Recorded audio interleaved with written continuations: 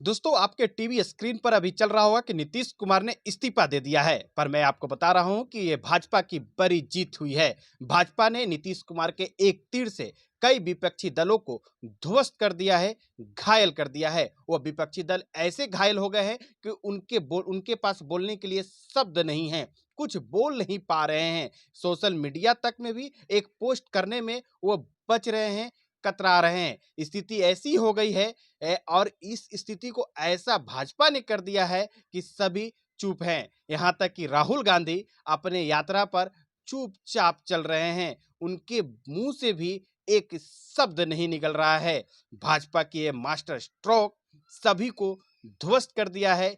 India alliance आज पटना में ही बिखर गया। वही पटना जहां इंडिया अलायंस का गठन हुआ था, जहां इंडिया अलायंस ने जन्म लिया था। आज उसी पटना से नीतीश कुमार ने उस इंडिया अलायंस को ध्वस्त कर दिया, तोड़ दिया, बिखरा दिया है। अब उसको कौन संजो सकता है? कौन? ममता बनर्जी। जो ममता बनर्जी अकेले चली गई हैं।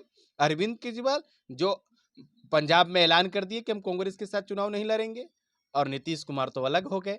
ये भाजपा की जीत है। देखिए दोस्तों, भाजपा और इसके जो गठबंधन एनडीए है 2020 में सरकार बनाने के लिए बहुमत प्राप्त की और सरकार बना भी। जो नीतीश कुमार तीसरे नंबर की पार्टी थी उसको मुख्यमंत्री बनाया गया और नीतीश कुमार मुख्यमंत्री बनकर जिस तरह से प्रधानमंत्री बनने की सपना सोचे और अपनी स्वार्थ में सिर्फ एनडीए गठबंधन से वापस गए महागठबंधन में और वहां जाकर इंडिया अलायंस का गठन किए, ये भाजपा को पचा नहीं।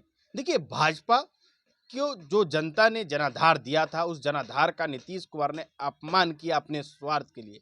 उस जनाधार का अपमान को सम्मान में बदलने के लिए भाजपा ने कूटनीति रची और नीतीश कुमार को वापस लाए। पहला पॉइंट है। दूसरी पॉइंट है, इंडिया अलायंस का नीतीश कुमार ने गठन किया। इंडिया अलायंस को गठन करने में नीतीश कुमार ने दिन रात एक कर दिया। बिहार सरकार की जो काम थी वह ठप पड़ गई, पर इंडिया अलायंस का काम दिन रात बढ़ता ही चला गया। नीतीश कुमार सभी नेताओं के यहाँ विशेष विमान से गए, लालू यादव को लेकर, तेजस्वी यादव को लेकर सभी से गुहार लगाए कि आप लोग एक साथ आइए, मोदी को हराइए। मोदी ने क्या किया? मोदी ने नीतीश कुमार को ही वापस ले लिया। ऐसी कूटनीति, ऐसी रणनीति चला कि भाजपा ने कि इंडिया अलायंस के जो संस्थापक थे, जो जन्म देने वाले जो नेता थे, उसी नेता को एनडीए का हिस्सा बना दिया।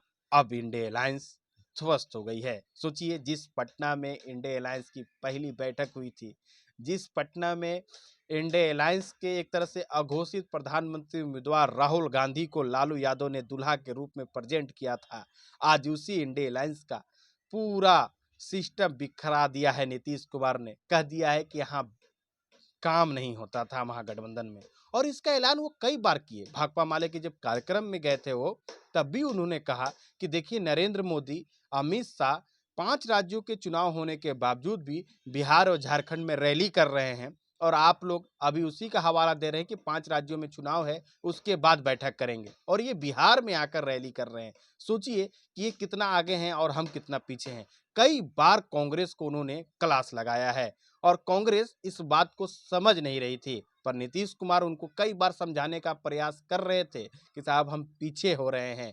दोस्तों, एक जरूरी बात ये हम आपको बता देते हैं कि नीतीश कुमार ये सोच रहे हैं कि अभी हम मुख्यमंत्री बन जाएं तो उनकी ये समझ छोटी है। नीतीश कुमार अभी तो मुख्यमंत्री बन जाएंगे सिर्फ 2024 तक। 2025 में भाजपा एक रणनीति करेगी, कूटनीति करेगी और नीतीश कुमार को किसी भी तरह से मुख्यमंत्री पद के लिए भी उम्मीदवार घोषित नहीं करेगी। भाजपा सिर्फ उनको एक इस्तेमाल कर रही है राहुल गांधी के खिलाफ, इंडिया अलायंस को तोड़ने के लिए, महागठबंधन को तोड़ने के लिए। और नीतीश कुमार को ये समझ में आ रहा होगा तो अच्छी बात, अगर नहीं भी समझ में आ रहा होगा तो 2025 में भाजपा उनको समझा देगी, क्योंकि भाजपा समझती है कि नीतीश कुमार के इस चेहरे के साथ 2025 में सत्ता हासिल नहीं हो सकता है। तो बड़ी बात ये थी दोस्तों कि नीतीश कुमार ने इस्तीफा दिया है। भाजपा को बिहार में बड़ी जीत हासिल हुई है। भाजपा ने अपना खोया हुआ सत्ता फिर से आज पाया है।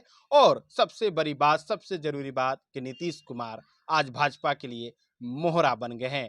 आगे इसमें और क्या कुछ खास रहेगा, ये पूरी बात हम पीओ भारत पर लेकर आएंगे और नीतीश कुमार के रणनीति क्या रहेगी, इसके बाद लालू यादव की कूटनीति क्या रहेगी, इसके बाद राहुल गांधी का न्याय यात्रा बिहार में कितना सफल होगा, इसके बाद और भाजपा की चाल अब क्या रहेगी, इसके बाद पूरी जानकारी मैं और अर्पिता आपके पास लाएंगे, आपके सामने लाएंगे। बने रहिए पीओ भारत के साथ, सब्सक्राइब कीजिए, शेयर कीजिए और खूब शेयर कीजिए। नमस्कार, धन्यवाद।